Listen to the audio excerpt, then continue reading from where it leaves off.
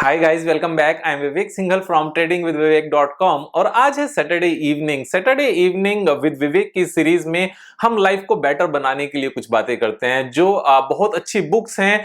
कभी कभी उन बुक्स की एक समरी भी हम लोग बनाकर ले आते हैं जिससे हम उन चीजों को अपनी लाइफ में इंप्लीमेंट कर सकें। प्रैक्टिकली उन चीजों को कैसे इंप्लीमेंट करना है वो एग्जाम्पल्स के साथ समझ सकें। तो आज मैं बात करने वाला हूं रिचेस्ट मैन इन बेबीलोन की।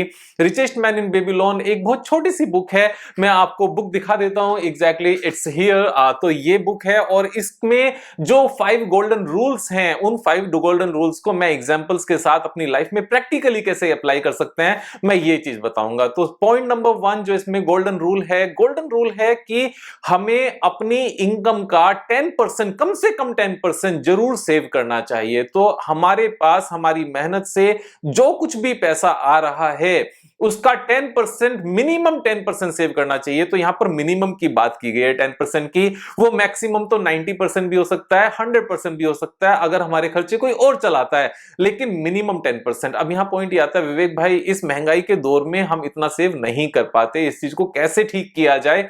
तो मेरा पॉइंट यहां पर यह है, सबसे पहले तो एक बात समझने की जरूरत है। अगर हम 90% अपनी इनकम के 90% में अपने खर्चे नहीं चला पा रहे हैं ना, तो बिलीव मी हम 100% में भी नहीं चला पाएंगे, उसके बाद भी पैसे कम ही पड़ जाएंगे। दूसरा एक और पॉइंट मैं आपको बताता हूं, तरीका बताता हूं किस तरीके से हम 10% पर जा सकते हैं।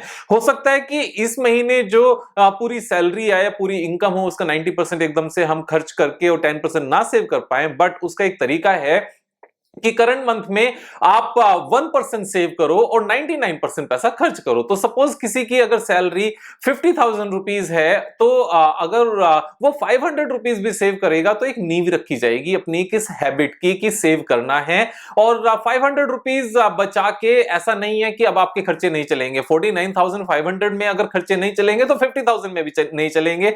तो वो एक्सक्यूज या एक बहाना बनाने की बिल्कुल भी हम में से किसी को भी जरूरत नहीं है। तो फर्स्ट मंथ 1% सेव करो, हमें हैबिट हो जाएगी 49,500 में खर्च करने की। नेक्स्ट मंथ 1% से सेविंग को बढ़ा दो, यानी कि नेक्स्ट मंथ आप 2% सेव करेंगे, तो यहां पर 1,000 रुपीज सेव हो पाएंगे। थर्ड मंथ हम 3% सेव करेंगे। 1% से अपनी सेविंग को बढ़ाते जाओ और इसको 20% तक ले जाओ नेक्स्ट 20 मंथ्स में, यानी कि 1.5 ईयर में 20% सेव करने की हमें हैबिट हो जाएगी। हमारे सारे खर्चे उस हिसाब से एडजस्ट हो जाएंगे और हम सेव कर पाएंगे। सो मिनिमम 10% सेव करना है, मैक्सिमम की कोई लिमिट नहीं है। शुरुआत कैसे करनी है? अगर डिफिकल्टी है 1% एवरी मंथ से यहां पर शुरुआत कर सकते हैं। सेकंड रूल क्या है? सेकंड रूल ये है कि इस सेव किए हुए पैसे को हमने इन्वेस्ट करना है। इसको सेविंग अकाउंट में एज इट इज नहीं पड़े रहने देना है, इसको कैश में नहीं रखे रहने देना है। ये एक तरीके से हमारे किड्स हैं जो हमारे लिए काम करेंगे। तो यहां पर इनको एक वर्किंग मेंबर ऑफ फैमिली मानना शुरू करो, that this saving is the working member of my family. तो वर्किंग मेंबर मींस ये भी पैसा कमाएंगे और इस पूरी फैमिली को सपोर्ट करेंगे। तो इस पैसे को हमने इन्वेस्ट करना है। This is the second rule. अब थर्ड रूल क्या है? थर्ड रूल ये है कि जो पैसा हमने इन्वेस्ट करना है सेव किया हुआ, इसकी जो ये कैपिटल है इसको प्रोटेक्ट करना है। क्योंकि इसकी प्रोटेक्शन से मतलब क्या है, जो इस बुक में दिखाया भी गया, बताया गया है, वो क्या है कि हमें कई बार धोखा लग जाता है, हम किसी फ्रॉड का शिकार हो जाते हैं, और जब हमें धोखा लगता है तो हमारी कैपिटल वहां पर बेकार हो जाती है। से फॉर एग्जाम्पल कोई हमसे कहता है कि चलो साथ में मिलकर बिजनेस करते हैं, और उस बिजनेस में सारा पैसा उसने हमारा मार लिया और या फिर नुकसान हो गया क्योंकि हमें उसके बारे में कुछ भी नहीं पता था। जैसे एक और एग्जांपल है कि सपोज कहीं पर अनऑथोराइज्ड कॉलोनी है और वहां पर न्यू प्लॉट्स निकल रहे हैं, तो अनऑथोराइज्ड है और अगर सपोज गवर्नमेंट ने वहां पर उस चीज को बैन कर दिया तो जितना भी हमारा पैसा गया वो सारा का सारा बेकार हो सकता है। जैसे एक और एग्जांपल है, हम किसी ज्वेलर के पास गए और हमने गोल्ड परचेज किया, लेकिन वो गोल्ड असली नहीं था या उसमें मिलावट थी। तो इन सब चीजों से हमें बचने की जरूरत है। एक और एग्जांपल है कि हमने किसी को पैसा उधार दिया कि उससे इंटरेस्ट मिलेगा, लेकिन इंटरेस्ट तो छोड़ो, जो अपने पैसे दिए थे वो भी वापस नहीं आए। तो यहां पर हमने जब भी इन्वेस्ट करना है तो फर्स्ट हमारा मोटो क्या होना चाहिए कि जो हमारा पैसा है, जो हमारा प्रिंसिपल है, जो हमारा मूल अमाउंट है, जो मूल है हमारा, जो अपना पैसा है, वो हमारा प्रोटेक्टेड रहना चाहिए, वो सेफ रहना चाहिए। रिटर्न उसके बाद की बात है। तो यहां पर protection of our capital is the third golden rule of overall becoming rich, जो ये प्रोसेस है। तो यहां पर फोर्थ रूल क्या है? फोर्थ रूल ये है कि कैपिटल के प्रोडक्शन के साथ में अब हमने, क्योंकि इसके ऊपर कमाना भी है, तो हमें स्किल्स डेवलप करने पड़ेंगे उस पर्टिकुलर फील्ड में, और हमें उस इंसान के साथ वहां पर काम करना पड़ेगा जिसका उसमें पास्ट ट्रैक रिकॉर्ड हो।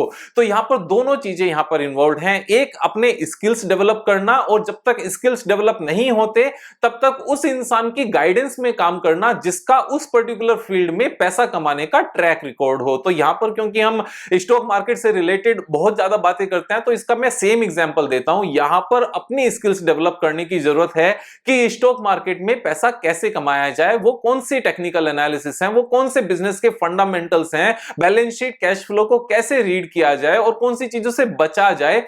तो ये स्किल्स हमें सबको डेवलप करने की जरूरत है, आप सबको डेवलप करने की जरूरत है।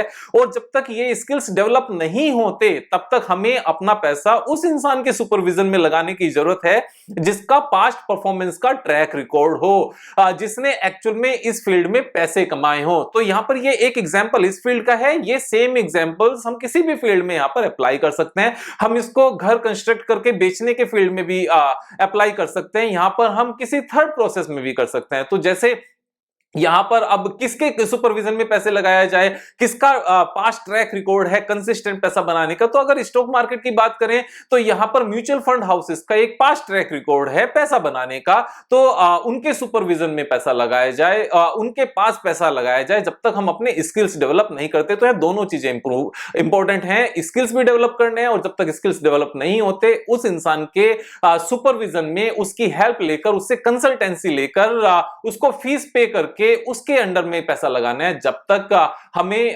वो काम करना आना जाए। सेम एग्जांपल है, अगर किसी को डॉक्टर के पास कंपाउंडर बनना है तो कंपाउंडर बनने के लिए जो स्किल्स डेवलप करने हैं, जो उसने स्टडी करनी है, वो भी करना है। लेकिन जब तक ये सब नहीं होता तब तक एक डॉक्टर के सुपरविजन में यहां पर ऑब्जर्व करके वो प्रैक्टिकल ट्रेनिंग भी लेनी है। तो यहां पर दोनों काम करने हैं, दोनों चीजें इंपॉर्टेंट हैं, अपनी प्रैक्टिकल ट्रेनिंग भी करनी है, स्किल्स लेने हैं, और जब तक स्किल्स डेवलप नहीं होते तब तक किसी दूसरे के सुपरविजन में काम करना है जिसका पास्ट परफॉर्मेंस का ट्रैक रिकॉर्ड हो। यहां पर पॉइंट नंबर 5, तो अभी तक पहले पॉइंट नंबर जो 4 है टोटल, मैं एक बार रिवाइज कर देता हूं जिससे आप सारी चीजें कोरिलेट कर पाओ। सबसे पहले मिनिमम 10% हमने सेव करना है, ये गोल्डन रूल नंबर 1 है।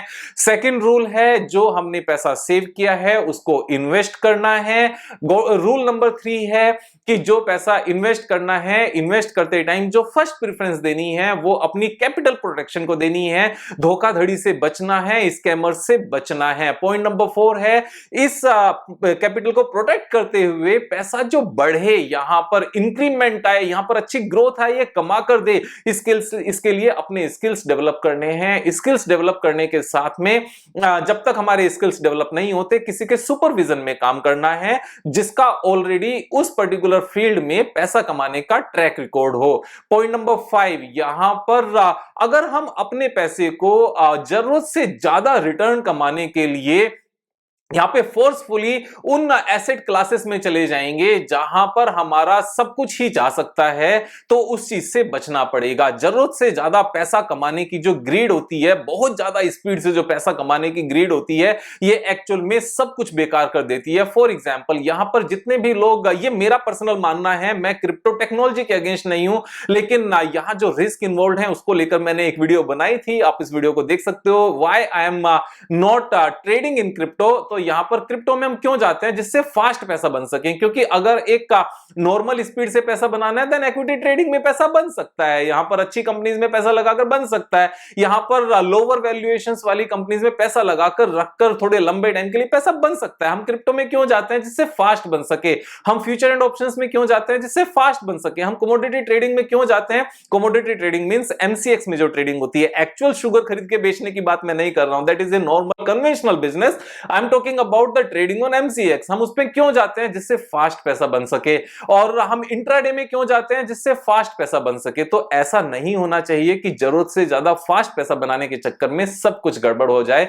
तो ये 5 गोल्डन रूल्स हैं, और ये 5 गोल्डन रूल्स किसके हैं? ये उस इंसान के हैं जो अभी तक का सबसे रिचेस्ट किंगडम कहा गया है, और उस सबसे रिच किंगडम का जो रिचेस्ट मैन है उसके गोल्डन रूल्स हैं। उसने अपने बेटे को भी एक्चुअल में कुछ पैसा देकर बाहर भेजा था अपने पास से दूर, कि अगर बेटा आप इस पैसे को कंजर्व करके इस पैसे को बढ़ाकर वापस लेकर आ पाए, देन ओनली मैं अपनी एसेट्स आपके नाम करूंगा, अदरवाइज मैं इस पूरे किंगडम के जो मंदिर हैं, जो पढ़ाई वगैरह की चीजें हैं, जो किंग हैं, उनको जन कल्याण के लिए मैं सारा का सारा दान में दे दूंगा, अगर आप पैसे को संभालना नहीं सीख पाए। और हुआ क्या कि उसने 5 गोल्डन रूल्स समझे और वहां पर उन चीजों को कंपाइल किया, और वो पैसा बढ़ाकर भी लेकर आ पाया। लेकिन जाने से पहले उन्होंने इस रूल को बताया था, लेकिन बेटे ने पढ़ा नहीं था, और जब एक्चुअल में ठोकर खाई, जब एक्चुअल में उसको नुकसान हुए, तब उसका मन हुआ कि जो पापा ने गोल्डन रूल्स बताए थे उनको एक बार पढ़ा जाए। और जब उनको पढ़ा तो उसको समझ में आया कि काश इन सब चीजों को मैंने पहले पढ़ लिया होता तो जितना नुकसान हुआ